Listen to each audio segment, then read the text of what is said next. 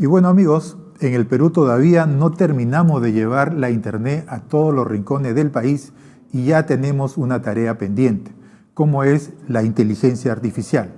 La necesidad de implementar inteligencia artificial en el país, en el Estado, y de llevarla también a todos los rincones. Y justamente a propósito de este tema es que el gobierno acaba de lanzar la Estrategia Nacional de Inteligencia Artificial 2026-2030 en el Perú, la ENIA 2030. Y para hablar de este tema, que puede parecer denso, pero que va a tener un impacto impresionante en nuestra vida como país y como Estado, es que estamos con Jesús Bellido. Él es decano de la Facultad de Computación de la UTED y especialista en inteligencia artificial. Señor Bellido, muy buenos días. Buenos días, muchas gracias por la invitación. Bueno, explíquenos un poco, para los que no entendemos la materia, qué objetivos, la razón de ser de esta ENIA 2030.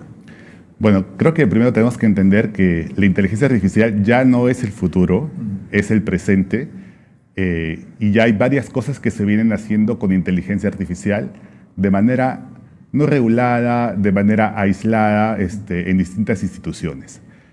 Esta estrategia que ha publicado el gobierno, pues, si bien es cierto, no es el camino final, no es la ruta definitiva, es algo que se va a ir actualizando cada 2 años, pero sí determina ciertas bases que cada institución, sobre todo pública, debe de seguir para canalizar los esfuerzos de utilizar la IA, la inteligencia artificial, de manera ética y de manera respetuosa, sobre todo hacia las personas, ¿no? Entonces, creo que si algo nos preguntamos hoy en día es ¿en qué me afecta a mí la inteligencia artificial? Pues ya hay muchas cosas, ¿no? O sea, hay mucho de seguridad que se hace con inteligencia artificial. Lo vemos en los municipios que detectan a personas, o rostros de personas a través de cámaras utilizando algoritmos de inteligencia artificial. Sí. Lo vemos en salud también, donde se detectan ciertas enfermedades. Lo vemos en la educación también, donde se ven ciertas tendencias. Así que, ¿cómo nos está afectando en mucho? ¿Y qué propósito tiene esta estrategia? Pues es ir sentando las bases para que esto vaya creciendo un poco más de manera ordenada, ¿no? Ahora, esta estrategia nacional solo corresponde al Estado o también implica a la sociedad civil. O sea, la estrategia es mandatoria en el sentido de que involucra a instituciones públicas.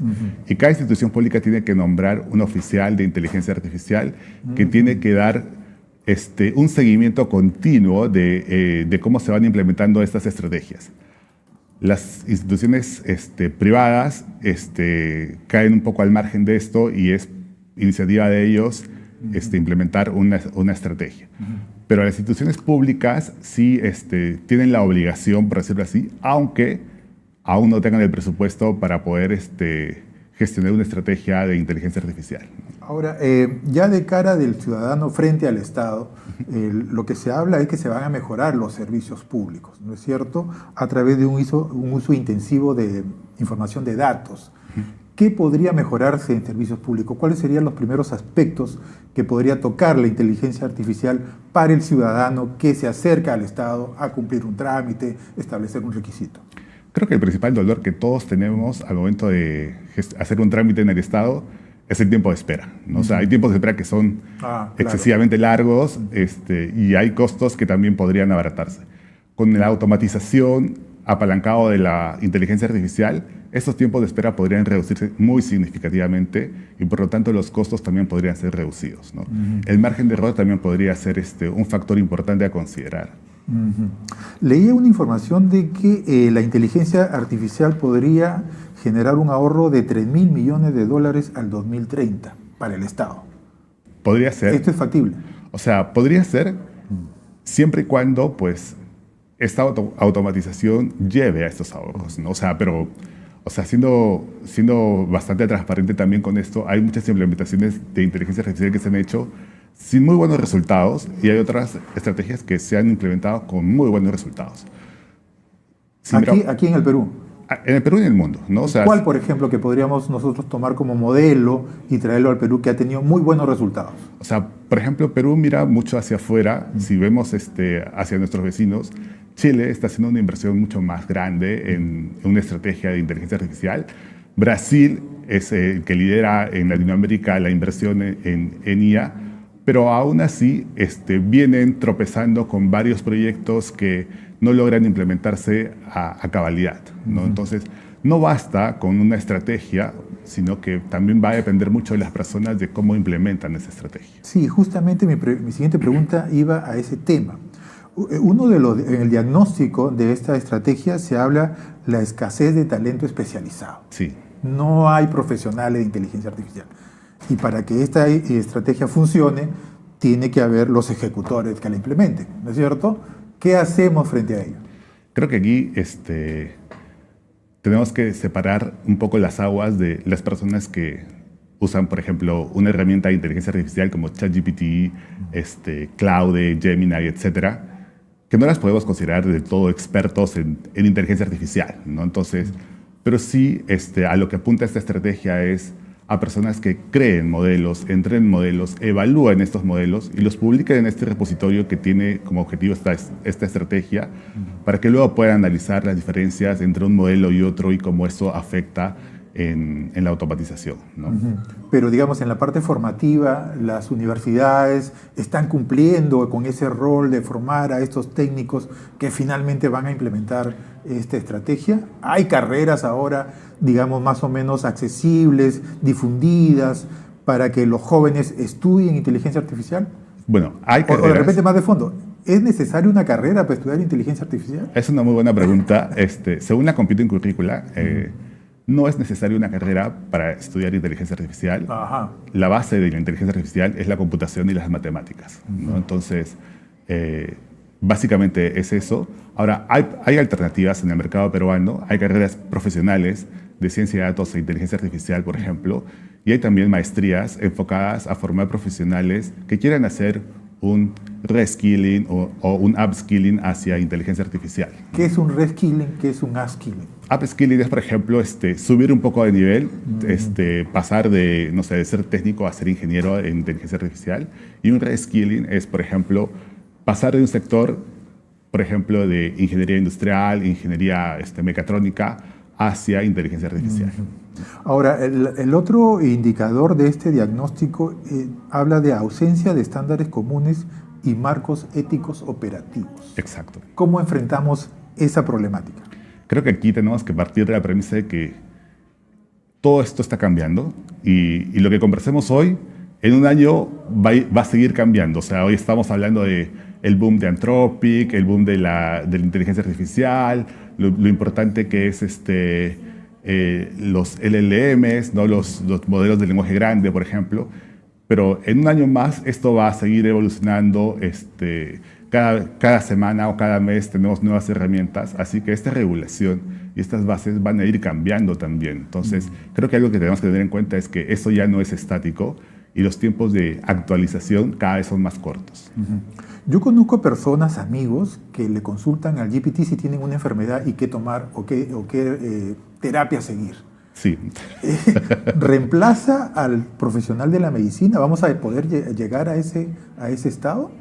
O sea, actualmente no, y sí hay que hacer un disclaimer responsable para no confiar una prescripción médica en una herramienta de inteligencia artificial que es un modelo pero es probabilístico. minuciosa, yo he visto, Sí. Es minuciosa, si tienes tal edad, si tienes eso, si tienes este peso, si tienes este clima inclusive, o sea, es impresionante. Sí. Y va a ser buena hasta que se equivoque, ¿no? Entonces, pero cuando se equivoque, ¿quién es el responsable de que la inteligencia artificial te hizo un mal diagnóstico, ¿no? O sea, yo también interactúo mucho con herramientas de inteligencia artificial y todo funciona de maravilla hasta que se equivoca, ¿no? Entonces, confiar la vida de una persona en una herramienta de inteligencia artificial, que es un modelo probabilístico, que podría equivocarse, pues es todavía un poco riesgoso.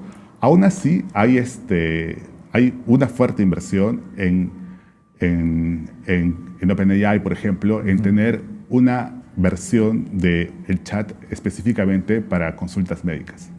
¿Y qué significaría eso? O sea, lo que estamos hablando, de que yo le consulto a la inteligencia artificial y no al profesional de medicina. Exacto, y que ya no te va a dar respuestas muy genéricas, sino que te van a dar respuestas mucho más acotadas al contexto médico. Ok.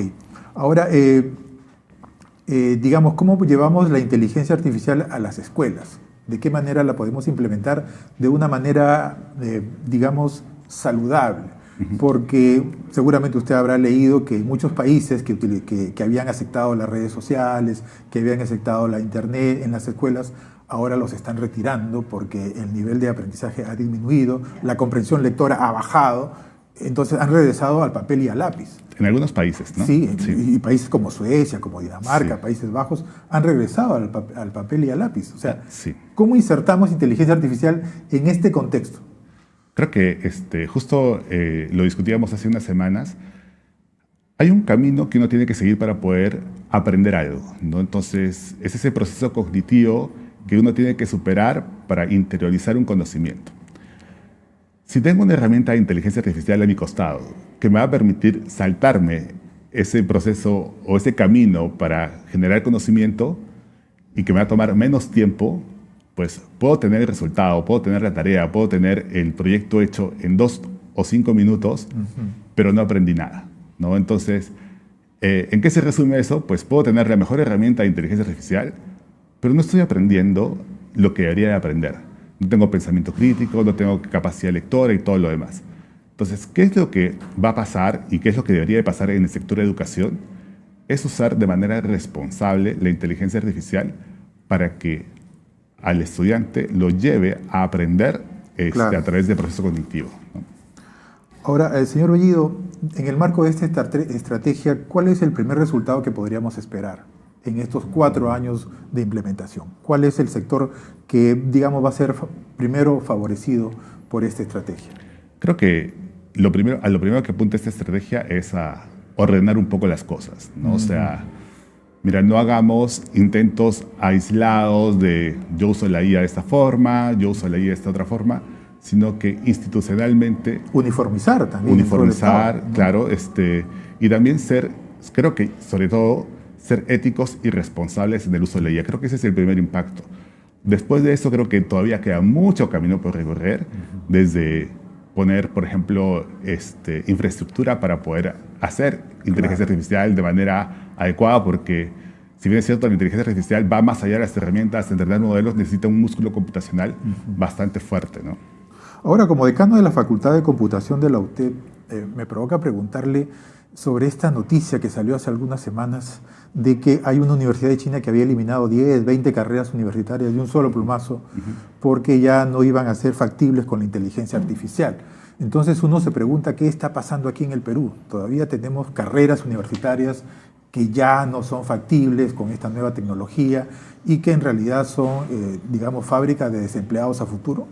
Sí, o sea, en realidad sí, ¿no? O sea, no hay una mirada de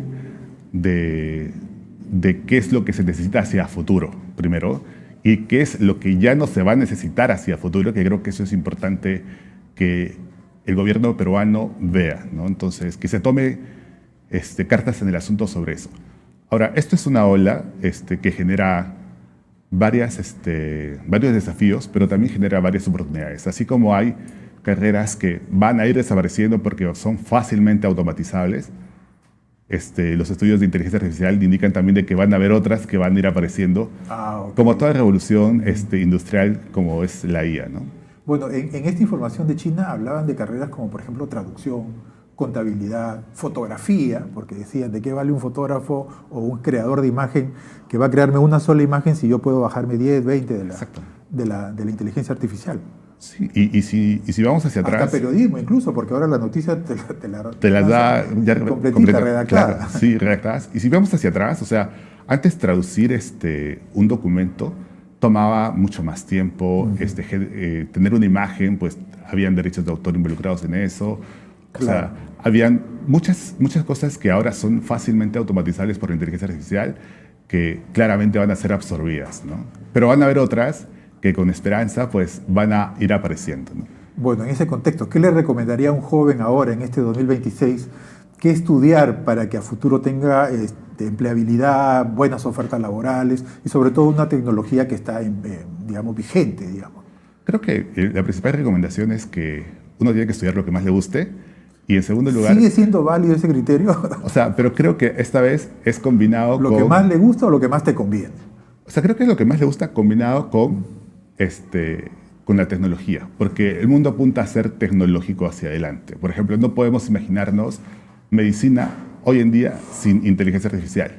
No podemos imaginarnos derecho sin la ayuda de la inteligencia artificial, y así creo que cada industria va a ser afectada por la inteligencia artificial. Por ejemplo, mecánica. Creo que ahora la mecánica de hace varios años es muy distinta a la de los vehículos autónomos, ¿no? Entonces creo que ese es el nuevo matiz que se le está dando. Yo le comentaba fuera de cámaras una frase de un ministro de Trabajo, ¿no? Sí. De los últimos años, que hablaba: 7 de cada 10 estudiantes egresados de universidades trabajan en algo que no estudió. ¿No? Sí. Que es Sí. penoso, digamos. ¿A quién le corresponde cambiar esta matriz, esta oferta de carreras, para alinearla, sintonizarla con estas nuevas tecnologías? Creo que el gobierno, a través de la SUNEDU, debería de regular un poco más esto, ¿no? O sea, debería de regular de qué manera estas carreras universitarias forman profesionales que el Perú y el mundo efectivamente necesitan, ¿no? Entonces, para que no tengamos esos vacíos de que después de 5 años de haber estudiado una carrera universitaria, pues no tengamos empleo, ¿no?